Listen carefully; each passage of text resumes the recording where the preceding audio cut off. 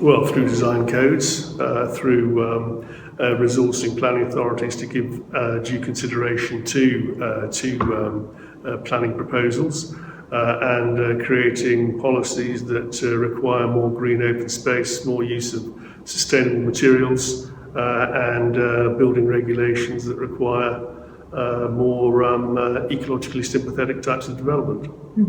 It's time that we should be having this interview because, of course, this week has seen the publication of the Housing White Paper, and that's tried to pull together the various aspects that make for successful development, and they include improving the speed of the planning system, making more land available. Although we all understand that quality is an issue, I think the focus at the moment tends to be on the actual number of houses to meet the growing disconnect between housing demand and housing production.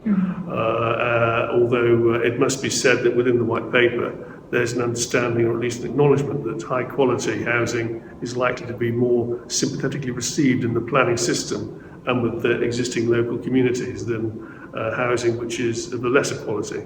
Well, I think it goes without saying that areas where you have high housing demand are areas where you should be really focusing your efforts, and there's a new test about to be introduced, national objectively assessed need, which should take into account the demographics and focus house building where the economic and demand for housing is. But that has to be aligned with, of course, existing and proposed hard and social infrastructure.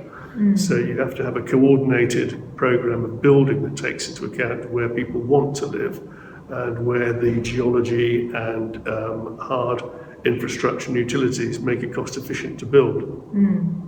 You're already seeing that the way in which the culture shifted to recycling and to using more energy efficient methods of habitation is coming through. So it's really a cultural shift that needs to be done. I'm not sure you can actually legislate to make people more eco-friendly, but you should certainly encourage it through housing policies and local authority services that actually allow people to be socially responsible and to recycle, for example. That always tends to boil down to the economic viability of the schemes and whether the capital investment will be recouped. So in areas where there is a greater density of new housing and you can actually plan a community housing grid in a cost-effective and sensible way as part of a multi-utility service provision, then that's something you can do. But in areas where you've got a less certain take-up of housing and the costs are prohibitive, then it doesn't always make sense. But yes, we should be looking to do more with that to recycle heat rather than just waste it. Well, I think that in some of these recently announced initiatives, for example, accelerated construction, announced in the white paper this week, integral to that is a desire to see more modern methods of construction used, modular methods, off-site methods of construction, and that should enable more innovation to be standardised as well. Well, they are the reasons for the shortage are multiple.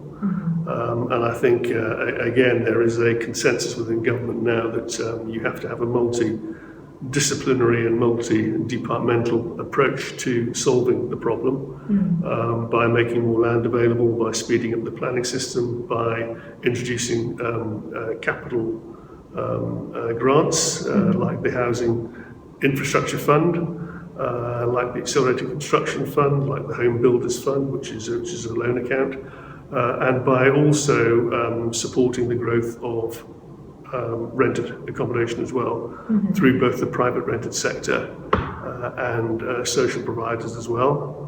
I think there is a realisation that perhaps local authorities should be building more again. Back in the 70s, they used to provide 25% of new housing stock. That's obviously diminished in the last few decades. So seeing more land made available through the public land disposal programme All the major government departments are now obliged to release land by 2020 for 160,000 new homes, and a similar number from local authorities. So this multi-disciplinary, multifaceted approach to look at the planning system, the land supply, bringing more competition into the market as well through accelerated construction. I think all these factors, coupled with an understanding that we need to have the hard infrastructure in place to facilitate housing growth, will help